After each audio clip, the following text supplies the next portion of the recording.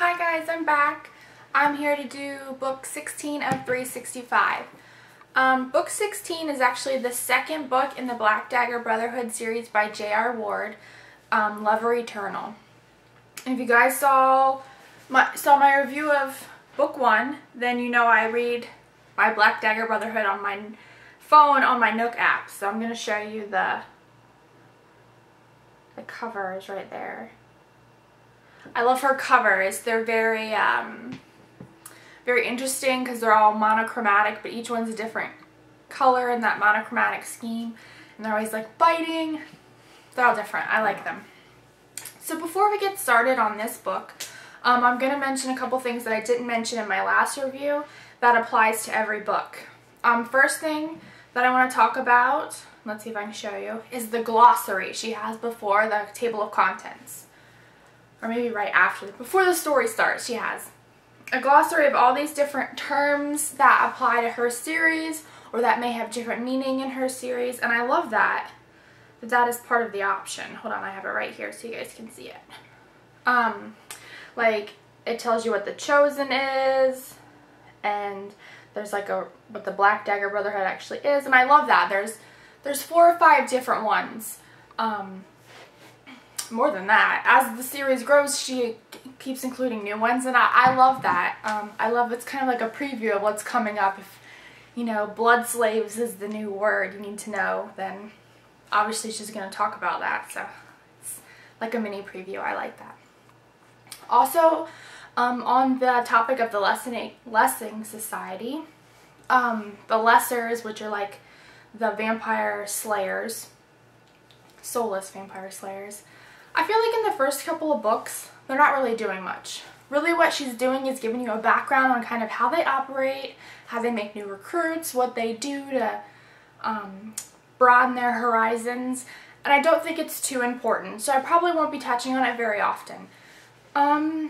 Later on though, it will become important, and I'll let you know then because I will start bringing it up more and more. Until then, just know that they are there, they're in the story, it's in the background. I don't find them that important right now, so I'm going to stick to the good stuff. So, on to Lover Eternal. Lover Eternal is about Rage, and he is considered the most dangerous and the most beautiful of the Brotherhood.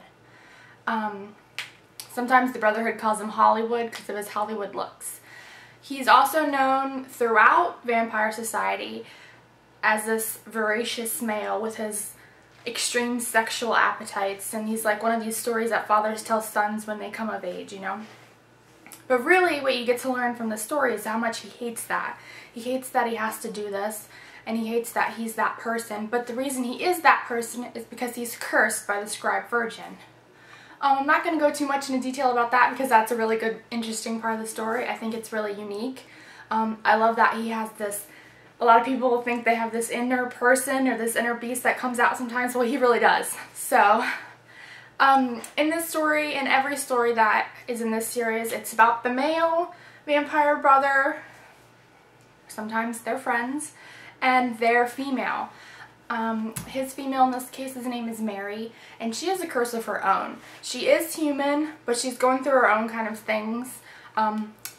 I feel she's very faith-based, even though she's kind of given up on her faith a little bit. So I kind of like that whole tie into the story, because vampires, and usually they're not really into the faith, Christian healing part of things. So I really like that. They go through a lot of trials and tribulations, and he kind of is attracted to her right away. So it's real intense, and she's a human, and so she doesn't fit into their society at all. Really, it's not safe for her to be in their society, so there's a lot of dealing with that, and dealing with his curse, and dealing with her curse, and her curse helps him get through his, I think. Also in this story, at the very beginning, where we're still being introduced to Mary as a character, we're getting introduced to 2 other characters, John Matthew and Bella, who kind of bring Mary into the society. Bella is a vampire, and John Matthew is a pre-transition vampire, although you don't know that yet. So, a little bit about John Matthew first. His story doesn't come until later on. I want to say book 7 or 8, but he's included in every single story.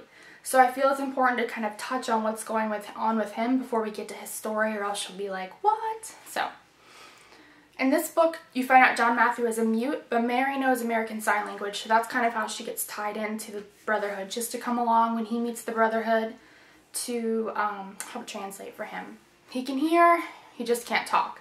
He is an orphan. He doesn't know his family. He's been moving around a lot, and he's close to his transition time, which is around 24, 25, 26 in there. He's close to that, so he wants to get in and start training with the Brotherhood so he can be useful to them in the war against the Lessers when he transitions. We also learn about Bella, who is a really good friend of Mary's before she learns about the vampires, and Bella is a vampire.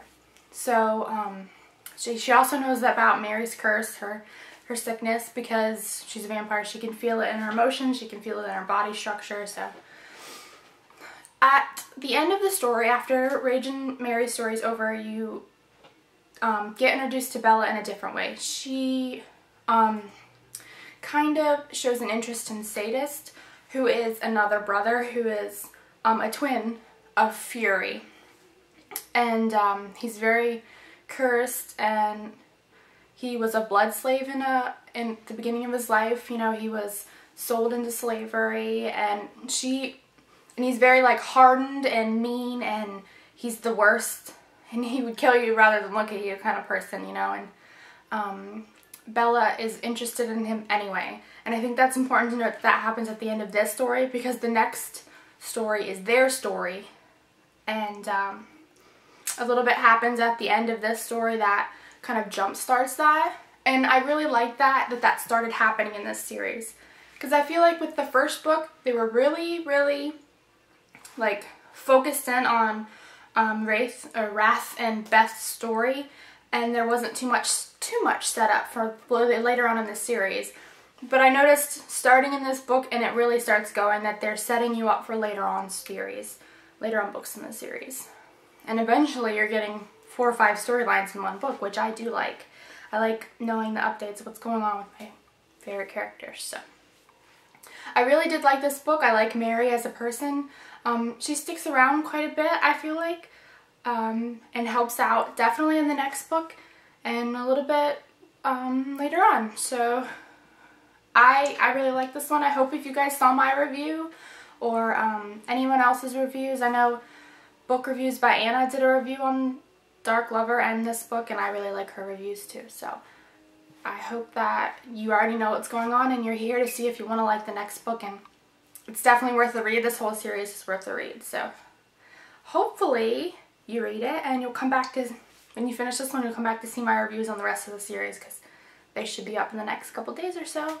So if you like this book or you don't like this book, let me know in the little doo-wop below in the comments, and I'll link my review to Dark Lover and Book Reviews by Anna's review for this book also, because she does it a little differently. She reads you the summary and stuff. I like that. So hopefully I'll see you guys real soon. Bye!